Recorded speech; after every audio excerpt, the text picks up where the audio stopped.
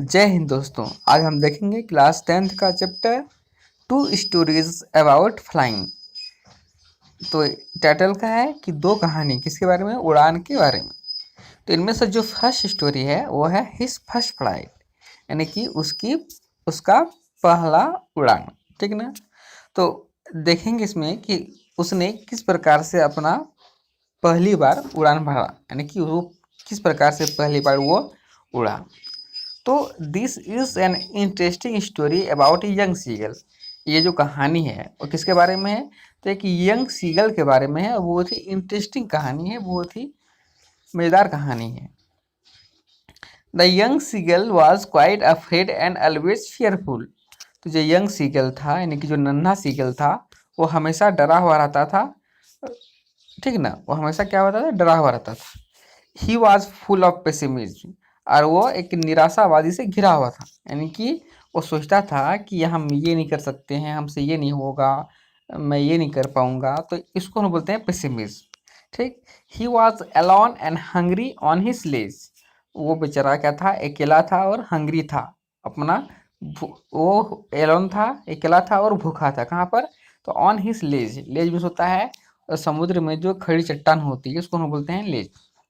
तो young seagull अकेला और भूखा अपना चट्टान पर पड़ा हुआ था। His 2 brothers and sister had flown away the day before but he could not fly. तो उसका जो 2 भाई था और एक बहन, वो एक दिन पहले ही उड़ चुका था, लेकिन वह नहीं उड़ सका। So the members of his family had left him alone on his ledge. इसलिए उसका जो फैमिली मेंबर था, उसने उसको लेज पर, उस चट्टान पर अकेले छोड़ दिया था।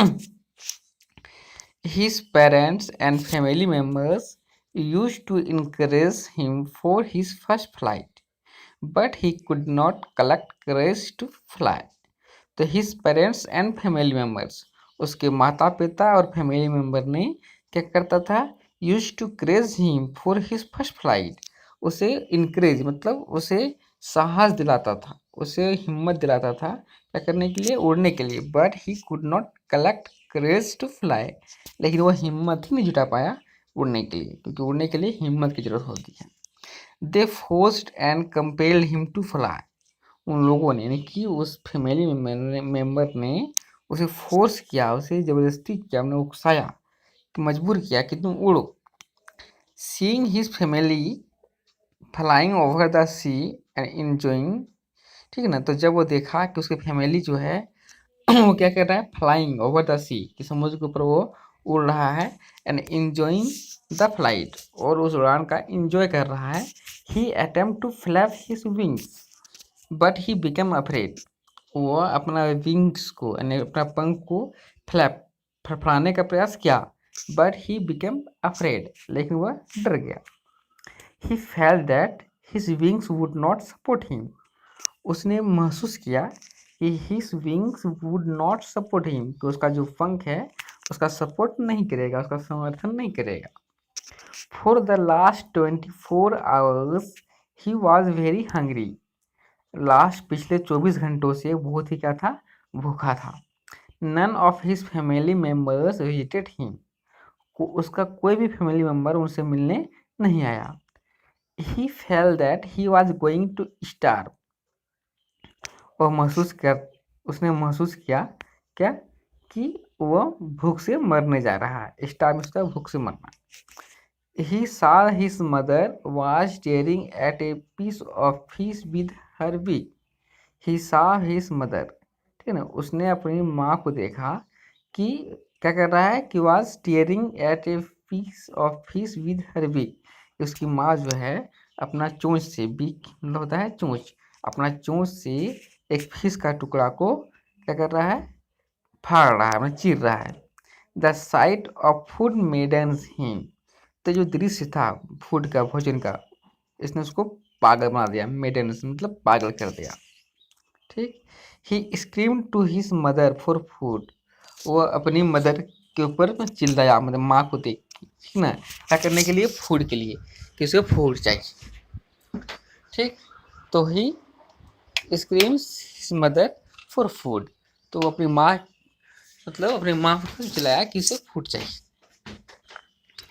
His mother flew nearer to him with a piece of fish in her beak. तो उसकी माँ जो है उसके पास आई, अपने चोंच में, अपने जो बीक है अपने चोंच में एक मछली का फिश का टुकड़ा लेके उसके पास आया, उसके नज़दीक आया। But she stopped when she came opposite to him. लेकिन जब वह नहीं, जब उसकी माँ उसके अपोजिट, जब उसके सामने आई, वो वहाँ पर वो रुक के जाती है। He he dive to catch the food from his mother's beak. तो वो जो नन्हा सीगल था वो अपनी माँ के चोंच से उस फिश को पकड़ने के लिए डाइव करता है, ठीक ना। But his mother flu upward and he started falling. लेकिन क्या होता है कि उसकी माँ, जैसे ही वो नन्हा सीगल अपनी माँ के चोंच से उस फिश को पकड़ने का प्रयास करता है, उसकी माँ जो है वो ऊपर उड़ जाती है, तो वो नन्हा सीगल नीचे गिरने लगता है। Now he wanted to save his life. अब वो अपना जीवन बचाने का प्रयास करता है, ठीक ना। He open and flapped his wings and started flying. तो अब क्या करता है, अपना पंख को ओपन करता है और पंख को फड़फड़ाता है और उड़ने स्टार्टेड फ्लाइंग, और उड़ना शुरू करता है। His fear was gone. उसका डर जो है वह चला जाता है। He was enjoying his flight. और वह अपना फ्लाइट, अपना उड़ान को इंजॉय कर रहा होता है, ठीक। तो ये था हिज फर्स्ट फ्लाइट का समरी। अब हम देखेंगे second part, the black aeroplane. तो ये क्या है, देखते हैं कि काला aeroplane. The black aeroplane is a mysterious story. तो ये कहानी क्या है, एक मिस्ट्रियस स्टोरी है, कि एक रहस्यमयी कहानी है। This was written by Frederick Forsyth. ये जो है कहानी, स्टोरी जो है, ये फ्रेडरिक फोर्सिथ के द्वारा लिखा गया है। Once the pilot was flying his all Dakota aeroplane over France back to England। एक बार जो पायलट है वो क्या कर रहा था, उसका एरोप्लेन का नाम था डेकोटा, ठीक है ना। तो अपना पुराना डेकोटा एरोप्लेन जो है वो फ्रांस से इंग्लैंड की ओर उड़ा के जा रहा था, ठीक। It was an easy flight and everything was going well. बस सब कुछ अच्छा जा रहा था और ये बहुत ही आराम से वो चल रहा था। The moon is in the east. Moon east में था, यानी कि पूरब में था। Sky was clear and stars were shining. आसमान बिल्कुल साफ था और स्टार जो था वो चमक रहा था। He was thinking of spending holiday with his family. वो सोच रहा था कि वो अपना हॉलीडे जो है अपने फैमिली के साथ बिताएगा। He wanted to have breakfast with his family in the morning. और वो चाहता था कि वो अपना ब्रेकफास्ट जो है अपने फैमिली के साथ सुबह में करेगा। The pilot suddenly found huge dark clouds in front of him. Pilot जो है अचानक से क्या पाता है, बड़ा सा डार्क क्लाउड, नहीं बादल, उसके सामने देखता है कि बहुत बड़ा विशाल काला काला बादल है। It was risky to fly through.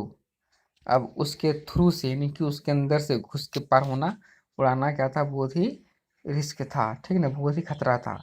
He didn't have enough fuel to fly around them.